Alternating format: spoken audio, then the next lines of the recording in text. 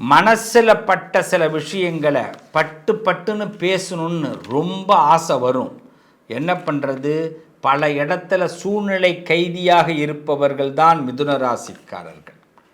அதனால் என்னென்னா, சில நேரங்களில் சில விஷயத்தை பேச முடியாது. மனசுக்குள்ளேயே கண்ணாடியை பார்த்து வேணால் பேசிக்கலாம், குளிக்கும் போது பேசிக்கலாம். சில பேர் குளிக்கும் போது பாடுறவங்கள தான் நீங்கள் பார்த்துருப்பீங்க. மிதுன ராசிக்காரவங்க குளிக்கும் போது தான் பிளானே போடுவீங்க. ஆமாம், ரெஸ்ட் ரூம் போயிட்டு தான் பிளான் போடுறவங்களும் உண்டு. என்ன பண்ணலாம்? ஏன்னா என்ன, நம்ம முகத்தையும் நம்மளுடைய செய்கையையும் எல்லாரும் பார்த்துட்டு நம்மளை தப்பான ஒரு கண்ட்ரோலுக்கு போயிடுவாங்க. தப்பான கணிப்பை கணிச்சிடுவாங்களே. நம்ம தனியாக இருக்கிற இடமே, குளிக்கிற இடமும் ரெஸ்ட் ரூமு தான். அப்போ அங்கே தான் நம்மளோட ஒரிஜினல் திங்கிங்கே உங்களுக்கு ஏற்படும்.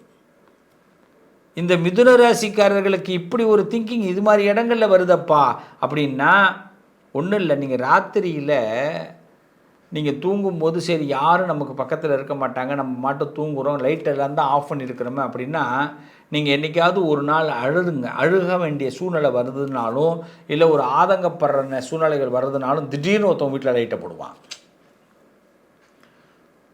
மிராக்கலாக இருக்கும். அப்போ என்னென்னா, நம்ம சிந்திக்கிறதுக்கு கூட நம்ம ஏதாவது ஒன்று சிந்திச்சுட்டா அவங்கள பற்றி தான் சிந்திக்கணும்னு அவங்களுக்கு ஒரு தப்பான இன்டிமேஷன் தான் போய் சேரும்.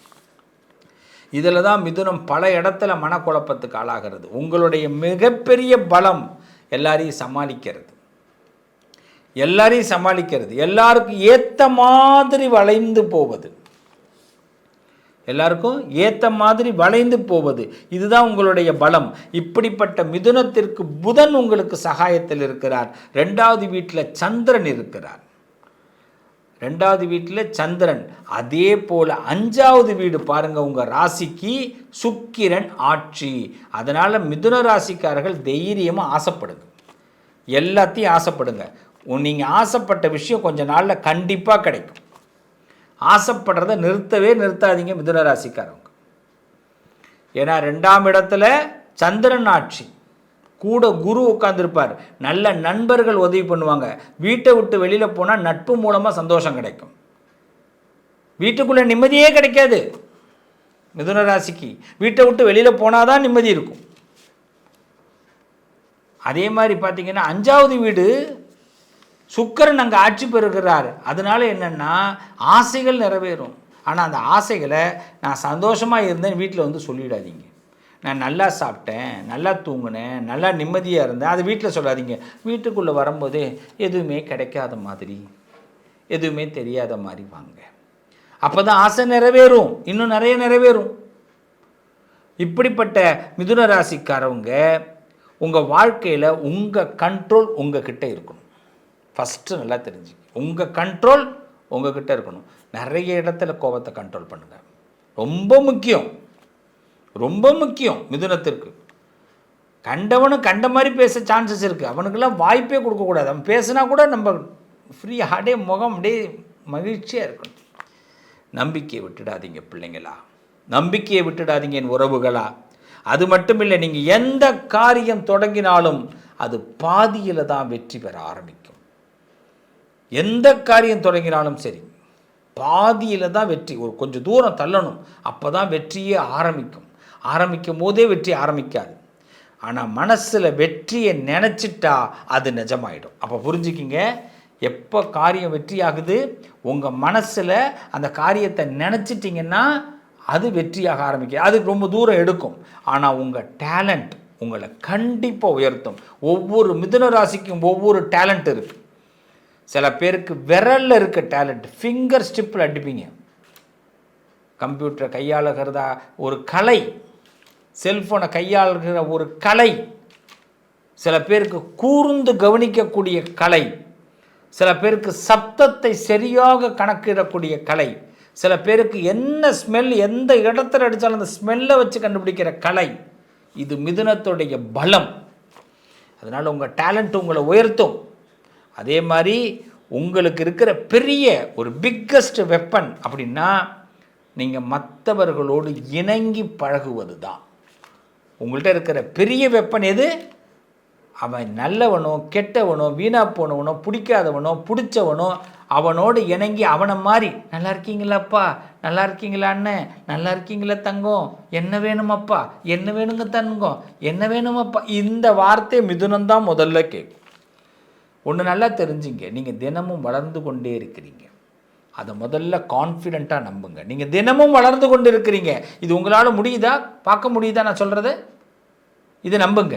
அது மட்டும் இல்லை, உங்கள் கஷ்டம் உங்களை ரொம்ப ரொம்ப ஸ்ட்ராங் படுத்துது. உங்கள் கஷ்டம் உங்களை ரொம்ப ஸ்ட்ராங் படுத்துது. இதுக்கு காரணம் 5வது வீட்டில் சனி உச்சம் பெற்றிருப்பார் உங்கள் ராசிக்கு. அப்போ சனி என்ன பண்ணுறாரு, ஸ்ட்ராங்கான ஒரு ஃபவுண்டேஷனை போடுறாரு. அது மட்டும் இல்லை, எக்ஸ்ட்ரானரி பர்சன். நீங்கள் நிறைய டேலண்ட் உங்கள்கிட்ட இருக்கும். நீங்கள் எக்ஸ்ட்ரானரி பர்சன். அதை யாருக்கிட்டையும் காட்டிக்க மாட்டீங்க. எனக்கு எல்லாம் தெரியும் அப்படின்னு காட்டிக்க மாட்டீங்க. இதெல்லாம் உங்களுடைய தவம். இவ்வளவு இருந்து வாழ்க்கையில் நமக்கு நம்மளுடைய கனவு நிறைவேறாமல் போகுமா? கண்டிப்பாக உங்கள் கனவு நிறைவேறப் போகிறது. ஒரு மனிதனுடைய நம்பிக்கையைத்தான் அவன் கனவை நிறைவேற்றுகிறது. அந்த நம்பிக்கையை நீங்கள் கண்டிப்பாக இழந்துடாதீங்க. பல சறுக்கல்களை சந்திப்போம், ஆனால் அந்த சறுக்கல்களை எல்லாம் சந்தித்து அதில் நிறைவேறுவதற்கு சான்ஸை உண்டாக்குவோம். அதுக்கு நான் ஒரு 11 பாயிண்ட் உங்களுக்கு நான் சொல்லித்தரேன். இந்த 11 விஷயத்தை மட்டும் நீங்கள் கீப் பண்ணுங்க. கண்டிப்பாக இந்த மிதுன ராசிக்காரர்கள் ஒரு ஹை லெவலில் தொடர போகிறீங்க. நல்லது நடக்கும். உறவுகளே, என்னப்பா அந்த 11 விஷயம் அப்படின்னு கேட்குறீங்களா? கண்டிப்பாக இந்த 11 விஷயத்தை நீங்கள் மெயின்டைன் பண்ணிங்கன்னா ஒரு 48 நாள், அதிலிருந்து 90 நாள் வரைக்கும் கூட மெயின்டைன் பண்ணுங்கள். தொடர்ந்து மெயின்டைன் பண்ணுங்கள், ரொம்ப நல்லா இருப்பீங்க. அப்படி மெயின்டைன் பண்ணால் கண்டிப்பாக இந்த பிரபஞ்சம் உங்களுக்கு மிகப்பெரிய பொக்கிஷத்தை, உங்கள் கனவை நிறைவேற்றப் போகிறது. இந்த கனவை நிறைவேற்றப் போகிறது. ஓகேவா? ஆமாம். ஃபஸ்ட்டு என்ன பண்ணுங்கள் தெரியுமா? இந்த கனவு நிறைவேறுற ஒரு காலகட்டத்தில் இந்த சிவஸ்டியை கண்டிப்பாக இந்த யூனிவர்ஸ் உங்கள் கண்ணு முன்னாடி காட்டும். நம்ம என்றைக்காவது ஒரு நாள் ஒரு இடத்துல சந்திப்போம். நல்லது நடக்கும். என்னென்னு சொல்லிடுறேன். 11 விஷயம். முதல்ல, ஒரு நாள் காலையில் எழுந்திருக்கிறோம். காலையில் எழுந்த உடனே நம்ம காலை வேலைகளை முடிச்சுட்டு கண்ணை மூடி ஒரு இடத்துல உட்காடுறோம். 12 தடவை மெதுவாக சுவாசத்தை விடுறோம். நல்ல கவனிங்க. ஒரு தர்பப்புல் பாய் இல்லை ஏதாவது ஒரு ஜமக்காலம் அது மாதிரி ஒன்று போட்டுக்கிட்டு சுவாசத்தை கண் மூடிக்கிட்டு இந்த நாசியிலிருந்து இந்த நாசிக்கு சுவாசத்தை இழுத்து பொறுமையாக விடுறோம். மெதுவாக 12 தடவை நம்ம சுவாசத்தை பொறுமையாக இழுத்து விடுறோம். நல்லா தெரிஞ்சிங்க. இதை முதல்ல செய்கிறீங்க. சப்பளம் கொட்டி உட்காந்துக்கணும். சார் கீழே உட்கார முடியல, மேலே தான் உட்காந்துக்கணும்னா சோஃபாவில் உட்காந்துங்க.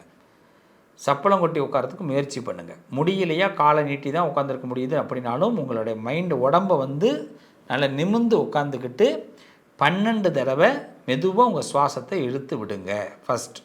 2வது, நான் என்னை அறிய ஆரம்பிக்கிறேன் அப்படிங்கிறத ஒரு 12 டைம் சொல்லுங்கள். நான் என்னை அறிய ஆரம்பிக்கிறேன், நான் என்னை தெரிந்து கொள்ள விரும்புகிறேன், இப்படியும் சொல்லலாம். நான் என்னை தெரிந்து கொள்ள விரும்புகிறேன், நான் என்னை தெரிந்து கொள்ள விரும்புகிறேன். இதை டெய்லி சொல்லணும். காலையில் தான் இதை எடுத்துக்கணும். நான் சொல்கிறது எல்லாமே ஒரு 1/2 hour டைம் தான். மொத்தமே 1/2 hour ஸ்பெண்ட் பண்ணுங்கள். அடுத்தது, தினசரி ஒரே தெய்வத்தை வழிபாடு பண்ணுங்கள். எந்த தெய்வம் உங்கள் மனசுக்கு பிடிக்குதோ, இப்போ நான் இத்தனை பதிவு நான் கொடுத்துருக்கேன்ல, உங்கள் மைண்டில் இவ்வளோ நாளில் ஒரு தெய்வத்தை நீங்கள் கண்டிப்பாக நீங்கள் கொண்டு வந்திருப்பீங்கல்ல, அந்த தெய்வத்தை தினசரி நீங்கள் அந்த தெய்வத்தோட பேசுங்க. ஒரு 2 minutes.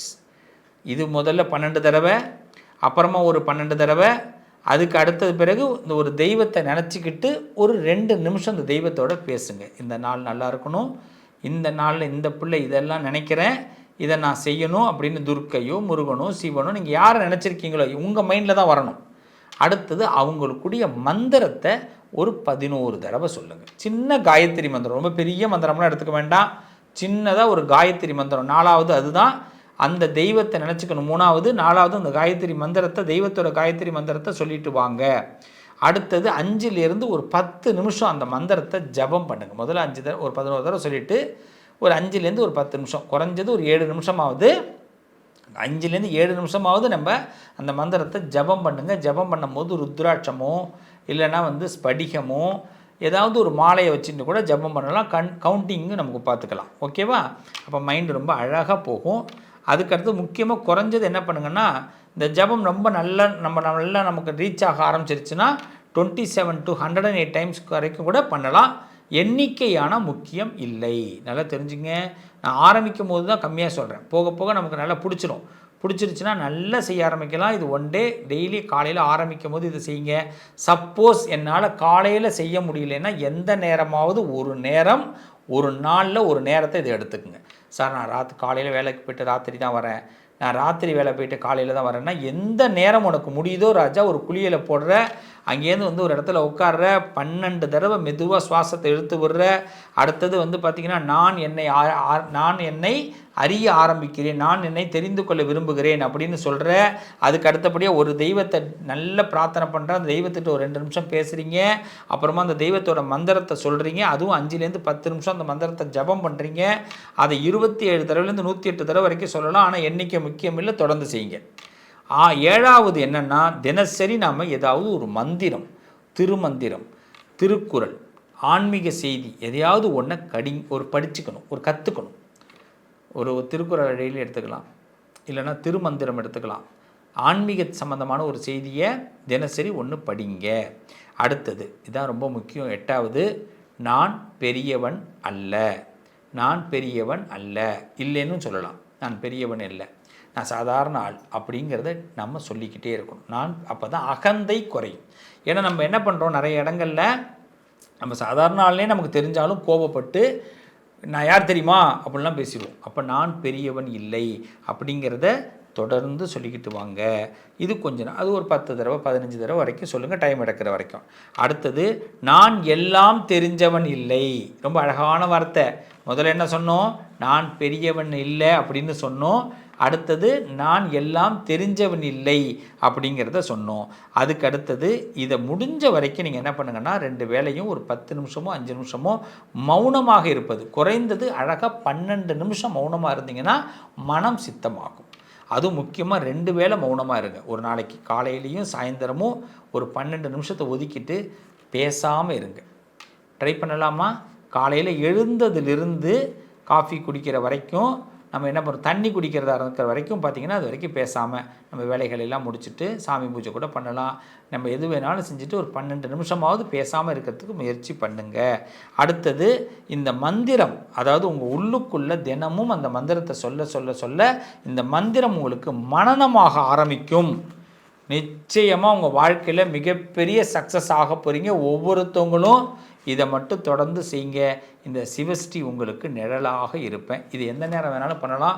காலையில் பண்ணுறது ரொம்ப விசேஷம், முடியல ஈவினிங் தான் பண்ண முடியுதுன்னா நேரம் கிடைக்கிறப்ப இந்த நான் சொன்னதெல்லாம் ரொம்ப சின்ன விஷயம், இந்த 11 விஷயத்தை செய்யுங்க. அதை தொடர்ந்து நீங்கள் என்ன பண்ணணும் அப்படின்னு கேட்டால், சில விஷயத்தை கடைப்பிடிக்கிறது நல்லது. என்னென்ன கடைப்பிடிக்கணும்? மேக்சிமம் உப்பில்லாத எளிய உணவு சாப்பிடுங்க.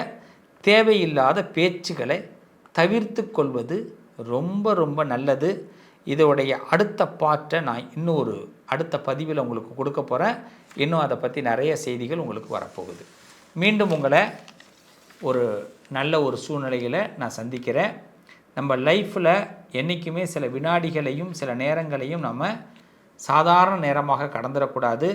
நான் சொன்ன அந்த 11 விஷயத்தையும் நான் சொன்ன அந்த 2 விஷயத்தையும் கடைபிடிக்கும் பொழுது கண்டிப்பாக உங்களுடைய கனவுகள் நிறைவேறப் போகிறது. உங்கள் நம்பிக்கைகள் ஜெயிக்கப் போகிறது. இதுவரைக்கும் உங்களுக்கு ஏற்பட்ட சறுக்கல்கள்லாம் மாறி, நானும் ஒரு மனுஷன், இந்த மனித வாழ்க்கையில் நானும் இதெல்லாம் சந்திச்சிருக்கேன், இவ்வளோ விஷயத்தை சந்திச்சிருக்கிறேன், இனிமேல் நான் இப்படிலாம் நல்லா இருக்க போகிறேங்கிற ஒரு சபதத்தை எடுக்க போகிறீங்க. எடுப்போமா? சபதம் எடுக்கிறவங்க கமெண்ட்டில் சபதம் எடுக்கிறேன்னு சொல்லுங்கள். கண்டிப்பாக இதையெல்லாம் பண்ணுறேன்னு சபதம் எடுங்க. இந்த 11 விஷயத்தை கீப் இட் பண்ணுங்கள்.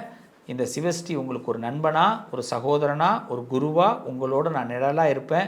இந்த யூனிவர்ஸ் ஒரு அழகான யூனிவர்ஸ். இந்த உலகம் கண்டிப்பாக ஒரு நாள் நம்மளை மீட் பண்ண வைக்கும். நான் உங்களை கண்டிப்பாக மீட் பண்ணுவேன். மீட் பண்ணும்போது கண்டிப்பாக நம்ம ஜெயிச்சிட்டோன்றதை சொல்ல போகிறோம். சொல்லுவோமா? வாழ்த்துக்கள். நல்லதே நடக்கும்.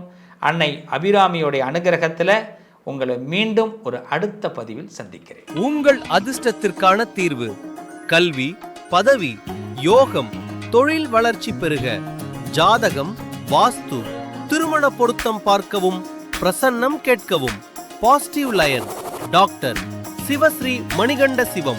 தொடர்பு கொள்ள வேண்டிய வாட்ஸ்அப் எண் 7904137178.